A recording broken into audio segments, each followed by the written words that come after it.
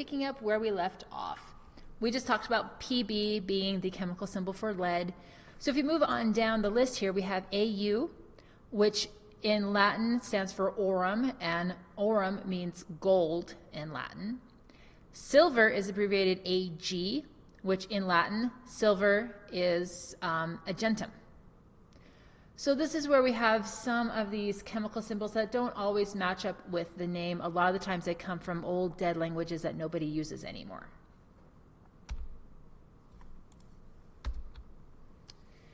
Now, if we move down our periodic square, we're going to come to this bottom number down here, and this is what's called the atomic mass number, or just the mass number.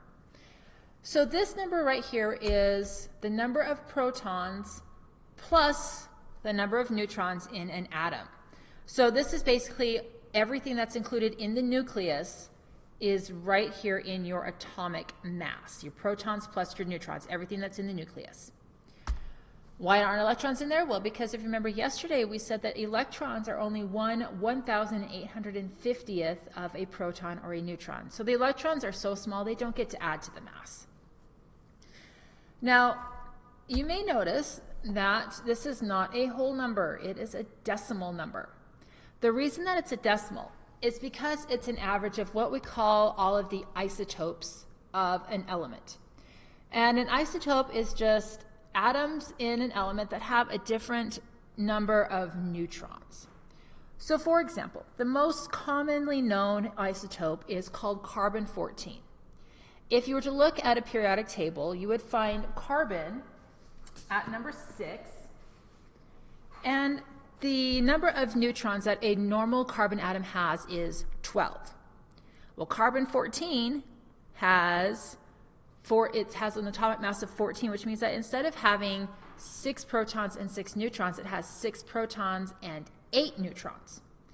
Now, the reason carbon-14 is really important is because it decays, it radioactively decays, and that helps us to date certain things back to about 5,000 or 10,000 years, is looking at the amount of carbon-14 that's left in it after it's decayed. So an isotope is just the same type of atom, it just has more or less neutrons. So if we add every single type of magnesium atom together, all of the isotopes, and we average them out, it's going to come to about 24.305 atomic mass units. Now, for our intents and purposes, anytime we talk about the atomic mass, I want you to round it to the nearest whole number. So magnesium would have an atomic mass of 24. Not 24.305, just 24. Now, the element name is pretty easy to find on your periodic square. A lot of the names that we have for elements are very, very old. They come from Latin, they come from Greek, just like their chemical symbols do. For example, my absolute favorite element is chlorine. This is one I got to do a research project on in 6th grade, and it's been my element ever since then, is chlorine.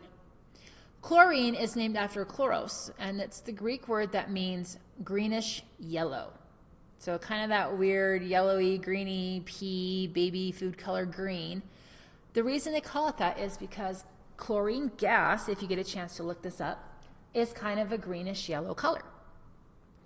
Now, when people discover new elements, and in the past few years we've had 6 new elements discovered, numbers 112 through 118. If you discover a new element, you do get to name it, but the names have to be approved by an international committee. So scientists from all over the world come together and they get to vote on the new names of these brand new elements. So for example, I'll pull up my periodic table here.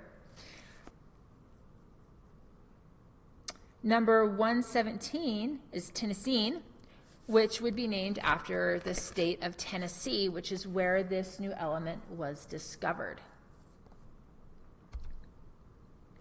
So some of these element names are kind of fun. So for example, we have thorium, which any of you are into Norse mythology or into Avengers and Marvel comics, is named after the Norse god of thunder.